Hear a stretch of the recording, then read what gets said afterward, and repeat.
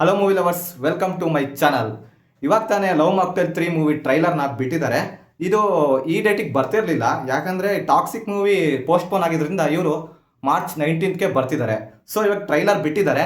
Trailer ಹೇಗುಂಟು ಅಂತ complete ಆಗಿ ವಿಡಿಯೋದಲ್ಲಿ ನೋಡ್ಕೊಂಡು ಬರೋಣ ಬನ್ನಿ. Let's start the video. So ನೋಡೋಣ.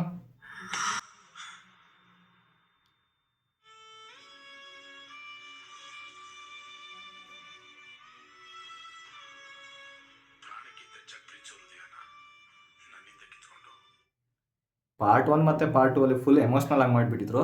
ಈ ಸತಿ ಯಾವ ರೀತಿ ಎಮೋಷ್ನಲ್ ಮಾಡ್ತಾರೋ ಗೊತ್ತಿಲ್ಲ.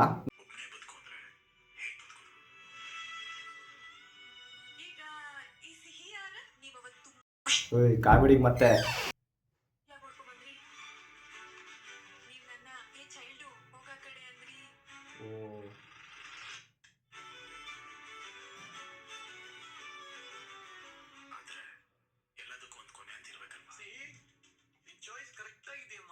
ಮೋಸ್ಟ್ಲಿ ಇದೇ ಫೈನಲ್ ಪಾರ್ಟ್ ಆಗಿರ್ಬೋದು ಅಲ್ಲ.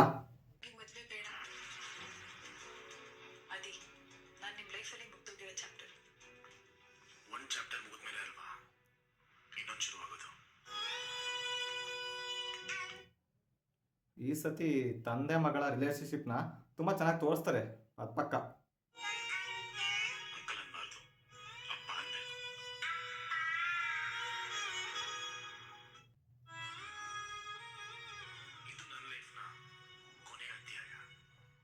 ಅದು ಹೇಳೋದಲ್ಲ ಲಾಸ್ಟ್ ಪಾರ್ಟ್ ಅಂತ.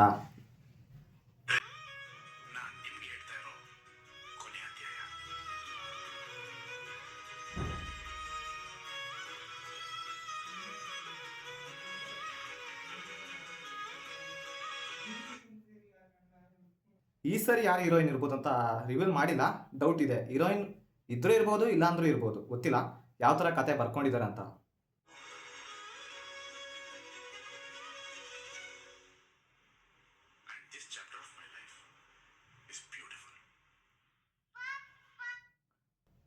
ಒಂದಂತೂ ಪಕ್ಕ ಇದು ಲಾಸ್ಟ್ ಪಾರ್ಟ್ ಆಗಿರೋದ್ರಿಂದ ಫುಲ್ ಎಮೋಷ್ನಲ್ ಜೊತೆ ಎಂಡ್ ಮಾಡೋ ಸಾಧ್ಯತೆ ಎಲ್ಲ ಕಾಣ್ತಿದೆ.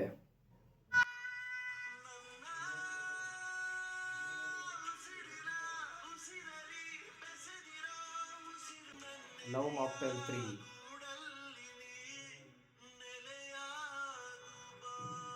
ಈಗ ಬಿಟ್ಟಿರೋ ಟ್ರೈಲರ್ನ ನೋಡ್ತಿದ್ರೆ ಟ್ರೈಲರ್ನಲ್ಲಿ ಅಂತ ಮೇಜರ್ ಆಗಿ ಸ್ಟೋರಿ ಆಗಿರ್ಬೋದು, ಕಥೆನ ಗೆಸ್ ಮಾಡೋಕ್ಕಾಗ್ತಿಲ್ಲ.